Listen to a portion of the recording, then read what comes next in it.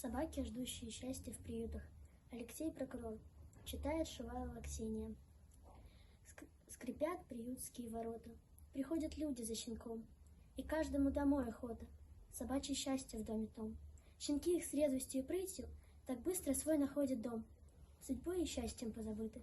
Постарше псы грустят о нем. И сердце бьется чаще в стужу, когда ворот послышит стон. А вдруг за мной? А вдруг я нужен? Но остается снова он. И снова вьюга, снова стужа, но не на улице, в душе.